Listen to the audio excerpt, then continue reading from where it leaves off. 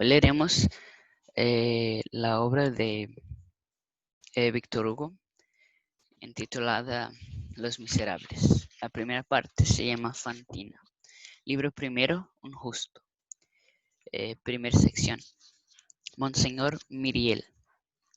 En 1815 era el obispo de el ilustrísimo Carlos Francisco Bienvenido Myriel, un anciano de cerca de 75 años, que ocupaba la sede de desde 1806. Aunque esta circunstancia no interesa en manera alguna al fondo de lo que vamos a referir, quizá no será inútil, aun cuando no sea más que para ser exactos en todo, indicar aquí los rumores y las habladurías que habían circulado acerca de su persona cuando llegó por primera vez a su diócesis. Una diócesis es un distrito o territorio sobre el cual un obispo tiene jurisdicción. Lo que de los hombres se dice, verdadero o falso, ocupa tanto lugar en su destino y sobre todo en su vida como lo que hacen. El señor Myriel era hijo de un consejero del parlamento de Aix, noble de toga. Decíase que su padre, reservándole para heredar su puesto, le había casado aún muy joven, a los 18 o 20 años, según costumbre muy admitida en las familias de la magistratura. Decíase que Carlos Myriel, no obstante este matrimonio, había dado que hablar mucho de sí. Era de buena presencia, aunque de estatura pequeña, elegante, gracioso, inteligente. Y toda la primera parte de su vida habíanla ocupado el mundo y la galantería. Sobrevino la revolución, precipitáronse los sucesos, las familias de la magistratura antigua, diezmadas, perseguidas, acosadas, se dispersaron y el señor Carlos Myriel emigró a Italia a los primeros días de la revolución. Su mujer murió allí de una enfermedad de pecho, de que hacía largo tiempo estaba atacada. No había tenido hijos. ¿Qué pasó? Hacia largo tiempo estaba atacada. No había tenido hijos. ¿Qué pasó después en los destinos del señor Myriel? El hundimiento de la antigua sociedad francesa, la caída de su propia familia, los trágicos espectáculos del 93, más espantosos aún para los emigrados que los veían de lejos con el aumento que les prestaba en el terror. Hicieron germinar tal vez en su alma ideas de retiro y de soledad, en medio de las distracciones y de los afectos que ocupaban su vida. Fue por ventura súbitamente herido de uno de esos golpes misteriosos y terribles que algunas veces vienen a derribar, hiriéndole en el corazón al hombre, a quien las catástrofes públicas no conmoverían si le hiriesen en su existencia o en su hacienda. Nadie hubiera podido decirlo. Solo se sabía que a su vuelta de Italia era sacerdote. En 1804 el señor Myriel desempeñaba el curato de Brignoles. Era ya anciano y vivía en un profundo retiro. Hacia la época de la coronación de Napoleón, un pequeño asunto de su curato, no se sabe a punto fijo cuál, le llevó a París y entre otras personas poderosas cuyo amparo fue a solicitar en favor de sus feligreses, visitó al cardenal Fesch. Un feligrés es un camarada o compañero, una persona que pertenece a una parroquia.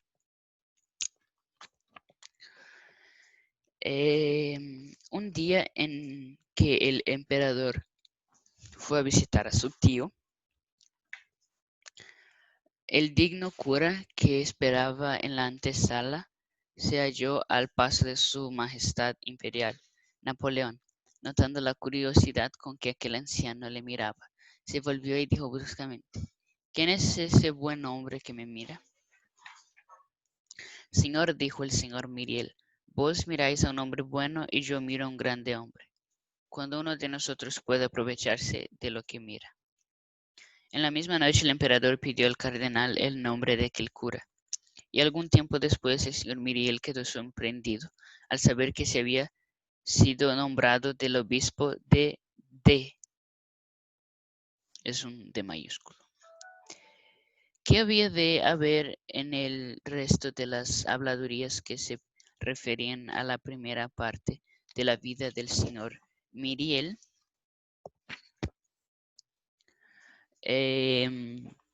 Nadie lo sabía. Pocas familias habían conocido a la de Myriel antes de la Revolución. El señor Myriel debía sufrir la suerte de todo recién llegado a una población pequeña, donde hay muchas bocas que hablan y pocas cabezas que piensan. Debía sufrirla, aunque fuera obispo y precisamente porque era obispo. Por lo demás, las habladurías en que se mezclaba su nombre no eran más que habladurías, ruidos, frases, palabras. Menos aún que palabras, palabrerías, como se dice en el enérgico idioma del mediodía.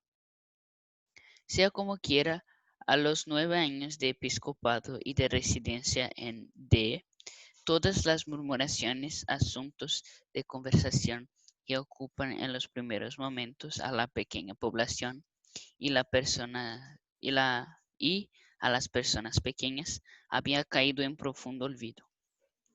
Nadie hubiera osado hablar de ellas, nadie se hubiera atrevido a recordarlas.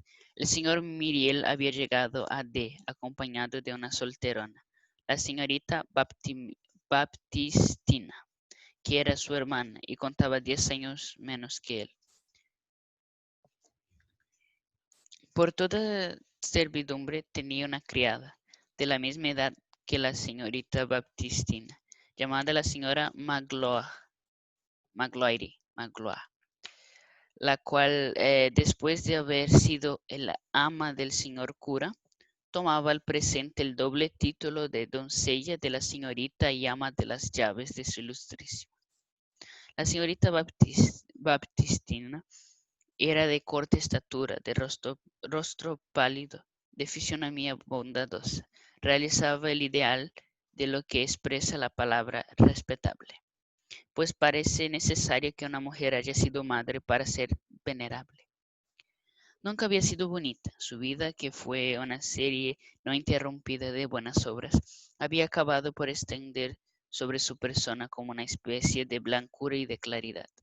Y al envejecer había adquirido lo que se podría llamar la belleza de la bondad. Lo que en su juventud había sido flacura, en su madurez se había convertido en transparencia, a través de la cual se veía no a la mujer sino al ángel. Era más bien un alma que una virgen. Su persona parecía hecha de sombra. Apenas tenía bastante cuerpo para que en él hubiera un sexo. Era un poco de materia que tenía una llama, grandes ojos, siempre bajos, un pretexto para que una alma permaneciese en la tierra. La señora Magloire era una viejecilla blanca, gorda, repleta, hacendosa, siempre afanada y siempre sofocada, primero a causa de su actividad y luego a causa de su asma. Hacendosa es una persona que es diligente haciendo las tareas domésticas. A su llegada instalaron al señor Myriel en su palacio episcopal, con todos los honores dispuestos por los decretos imperiales, que clasificaban al obispo inmediatamente después del mariscal del campo. El alcalde y el presidente le hicieron la primera visita, y él, por su parte, hizo la primera al general y al prefecto. Terminada la instalación, la población aguardó a ver cómo se conducía su obispo. Sección 2. El señor Myriel se convierte en Monseñor Bienvenido. El palacio episcopal de D, que estaba contiguo al hospital, era un vasto y buen edificio, construido de piedra a principios del último siglo, por disposición de Monseñor Enrique Puget, doctor en teología de la Facultad de París y abad de Simón, el cual había sido obispo de D en 1712. Contigo, aquí que estaba contigo al hospital, contiguo es algo que toca otra cosa, o sea que está muy cerca y se tocan. Ese palacio era una verdadera morada señorial. Todo en él respiraba cierto aire de grandeza. Las habitaciones del obispo, los salones, las habitaciones interiores, el patio de honor muy ancho, con galerías de arcos, según la antigua costumbre florentina, los jardines plantados de magníficos árboles. En el comedor, que era una larga y soberbia galería del piso bajo, con salida a los jardines, Monseñor Enrique Puget había dado en el 29 de julio de 1714 un gran banquete de ceremonia a sus excelencias Carlos Brulá de Genlis, arzobispo príncipe de Embrun, Antonio de Mesgrini, capuchino, obispo de Grasse, Felipe de Vendôme, gran prior de Francia, abad de San Honorato de Lerins, Francisco de Bertón de Grilán, obispo, barón de Vence, César de Sabran de Forcalquier, obispo señor de Glandève, y Juan Soanen, sacerdote del oratorio, obispo y señor de Senés.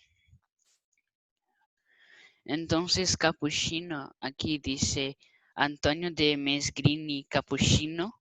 Capuchino es un integrante de la Orden Franciscana de los Hermanos Menores de la Vida Eremítica, rama fundada a partir de los observantes de 1525. Y hubo una segunda orden franciscana reformada en 1525. Entonces, quien pertenece a una de esas es un capuchino o una capuchina. Los retratos de estos 7 reverendos personajes adornaban aquella sala, y la fecha memorable del 29 de julio de 1714 estaba allí grabada en letras de oro en una lápida de mármol blanco. El hospital era una casa estrecha y baja, de un solo piso, con un jardincito. 3 días después de su llegada, el obispo visitó el hospital. Terminada la visita, suplicó al director que tuviera a bien ir a verle a su palacio. Señor director del hospital, le dijo, ¿cuántos enfermos tenéis en este momento? 26, monseñor. Son los que había contado, dijo el obispo. Las camas, replicó el director, están muy próximas las unas a las otras. Lo había notado. Las salas, más que salas, son celdas, y el aire en ellas se renueva difícilmente. Me había parecido lo mismo. Y luego, cuando un rayo del sol penetra en el edificio del jardín, es muy pequeño para los convalecientes. También me lo había figurado. En tiempo de epidemia este año hemos tenido el tifus y hace 2 años tuvimos la fiebre miliar. Se juntan tantos enfermos, más de cientos, que no sabemos qué hacer. Entonces, el tifus es un conjunto de enfermedad infecciosa producida por varias especies de bacterias del género Rickettsia, transmitida por la picadura de piojos, pulgas, ácaros y garrapatas. Se caracteriza por fiebre alta, recurrente, escalofríos, cefalea y exántema. Exántema es son como bolitas en la cara. Y la fiebre miliaria o la fiebre miliar o solo miliaria es una fiebre por que se junta mucho sudor. Los síntomas son ardor y prurito, que es cuando prurito, que es cuando te rascas. Fiebre, prostración por calor e incluso muerte. Ya se me había ocurrido esa idea. ¿Qué queréis, monseñor?, dijo el director. Es menester resignarse. Esta conversación pasaba en la galería comedor del piso bajo. El obispo calló un momento, luego, volviéndose súbitamente hacia el director del hospital, preguntó: ¿Cuántas camas creéis que podrán caber en esta sala? En el comedor de su ilustrísima, exclamó el director estupefacto. El obispo recorría la sala con la vista y parecía que sus ojos tomaban medidas y echaban cálculos. Bien, cogerán 20 camas, dijo como hablando consigo mismo. Después, alzando la voz, añadió: Mirad, señor director, aquí evidentemente hay un error. En el hospital son 26 personas, repartidas en 5 o 6 pequeños cuartos. Nosotros somos aquí 3 y tenemos sitio para 60. Hay error, os digo. Vos tenéis mi cama y yo la vuestra. Devolvedme la mía, pues aquí estoy en vuestra cama. Al día siguiente, los 26 pobres enfermos estaban instalados en el palacio del obispo y este en el hospital. Monseñor Myriel no tenía bienes, pues su familia había sido arruinada por la revolución.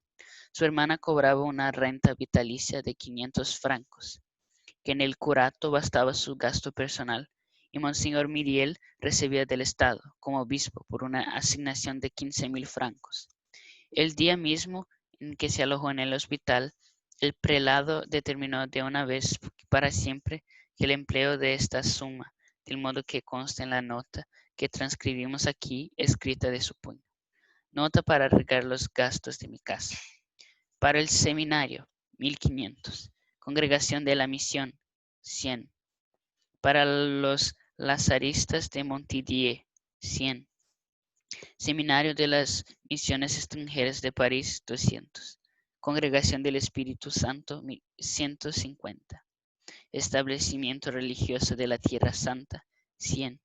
Sociedad de Caridad Maternal, 300. Sociedad para la de Arles, 50. Obra para mejora de las prisiones, 400. Obra para el alivio y rescate de los presos, 500. Para libertar a padres de familias presos por deudas, 1.000. Suplemento de la asignación de los maestros de escuelas pueblos de las diócesis, 2.000. Propósito de los Altos Alpes, 100. Congregación de señores de Monosque y de Cisterón, para la enseñanza gratuita de niñas pobres, 1.500. Para los pobres, 6.000. Mis gastos personales, 1.000. Total, 15.000. Durante todo el tiempo que ocupó el bispado de D, Monseñor Myriel no cambió en nada este arreglo. Llamaba a esto, como se ha visto, tener arreglado los gastos de su casa. Este arreglo fue aceptado con absoluta sumisión por la señorita Baptistina. Para aquella santa mujer, Monseñor Myriel era a la vez su hermano y obispo, y su amigo según la naturaleza, y su superior según la iglesia. Le amaba y le veneraba en la vez sencillamente. Cuando hablaba se inclinaba ante sus palabras, cuando obraba se adhería a sus obras. Solo la criada, la señora Magloire, murmuraba un poco. El obispo, como se ha podido notar, no se había reservado más que 1.000 francos, los cuales, unidos a la pensión de la señorita Baptistina, hacían 1.500 francos por año. Con estos 1.500 francos vivían aquellas 2 mujeres y aquel anciano. Y cuando un cura de aldea iba el obispo todavía encontraba medio de obsequiarle, gracias a la severa economía de la señora Magloire y a la inteligente administración de la señorita Baptistina. Un día, hacía ya 3 meses que se hallaba en D, dijo el obispo. El caso es que con todo esto no ando muy holgado. Ya lo creo, exclamó la señora Magloire, como que su ilustrísima ni siquiera se ha acordado de reclamar la renta que el departamento le debe para sus gastos de coche en la población y de visitas en las diócesis. A lo menos así lo hacían los obispos en otros tiempos. Pues en verdad que tenéis razón, señora Magloire, dijo el obispo, y presentó su reclamación. Algún tiempo después, el Consejo General, retomando en consideración la petición del obispo, le votó una suma anual de 3.000 francos, con el siguiente epígrafe. Asignación a su ilustrísima el obispo para gastos de carruaje, de correo, postas y de visitas pastorales. Esto hizo gritar bastante a la clase media de la población, y con tal motivo un senador del Imperio, antiguo miembro del Consejo de los 500, favorable al 18 Brumario y agraciado acerca de la ciudad de D, con una magnífica senaduría, escribió al ministro de Cultos M. Bigot de Preamenen una carta irritada y confidencial de la que tomamos estas líneas auténticas. Bigot es B-I-G-O-T, sin L. Gastos de carruaje. ¿Para qué en una población de menos de 4.000 habitantes? Gastos de viaje. ¿Qué faltas en esos viajes? Ni cómo correr la posta en este país montañoso donde no hay carreteras, ni se puede caminar más que a caballo. El puente que hay sobre el Durante en Château-Arnoux apenas puede sostener las carreteras de bueyes. Todos estos curas son los mismos, avarientos y ambiciosos de todo. Este al llegar representa el papel de buen apóstol, pero ya hace lo que los demás, ya necesita carruaje y silla de posta. Ya quiera lujo como los antiguos obispos.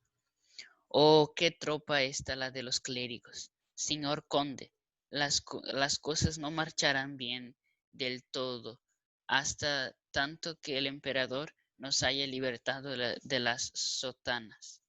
Abajo el papa, los asuntos con Roma estaban entonces algo embrollados. Por lo que hace a mí, estoy siempre por solo el César, etcétera. La nueva pensión causó tanto regocijo a la señora Magloire como mal humor al personaje cuya carta hemos copiado en parte. Vaya, dijo la señorita Baptistina, el señor ha comenzado por lo demás, pero al fin ha sido preciso que acabara por sí mismo. Ya tiene arreglada todas sus obras de caridad, y estos 3.000 francos serán para nosotros. Aquella misma noche el obispo escribió e entregó a su hermana una nota de tenor siguiente. Gastos de coche y de viaje. Para dar caldo de carne a los enfermos del hospital, 1.500. Para la Sociedad de Caridad Maternal de Aix, 250. Para la Sociedad de Caridad Maternal de Draguignan, 250. Para los niños expósitos, 500. Para los huérfanos, 500, total 3.000. Tal era el presupuesto de Monseñor Myriel. En cuanto a los derechos episcopales, dispensas de amonestaciones, dispensas de parentesco, predicaciones, bendición de iglesias o capillas, matrimonios, etc., el obispo los cobraba a los ricos con tanto rigor como presteza tenía en dar a los pobres. Al cabo de algún tiempo afluyeron las ofrendas de dinero. Los que tenían y los que no tenían llamaban a la puerta del Monseñor Myriel, los unos yendo a buscar la limosna que los otros acababan de depositar. En menos de un año el obispo llegó a ser el tesorero de todos los beneficios y el cajero de todas las estrecheces. Grandes sumas pasaban por sus manos, pero nada hacía que cambiara o modificase su género de vida, ni que añadiera lo más ínfimo de lo superfluo a lo que era el puramente necesario. Lejos de esto, como siempre hay abajo más miseria que fraternidad arriba. Todo estaba, por decirlo así, dado aún antes de ser recibido. Era como el agua arrojada sobre una tierra seca. Por más que recibía dinero, nunca lo tenía. Y cuando llegaba la ocasión, se despojaba de lo suyo. Es costumbre que los obispos encabecen con sus nombres de bautismo, sus escritos y cartas pastorales. Los pobres del país habían elegido con una especie de instinto afectuoso entre los nombres del obispo aquel que les ofrecía una significación adecuada, y entre ellos solo le designaba con el nombre de Monseñor Bienvenido. Haremos por lo que ellos y le llamaremos del mismo modo cuando sea ocasión. Por lo demás, al obispo le agradaba esta designación. Me gusta ese nombre, decía. Bienvenido suaviza un poco lo de Monseñor. No pretendemos que el retrato cuyo bosquejo trazamos aquí sea verosímil. Nos limitamos a decir que es parecido.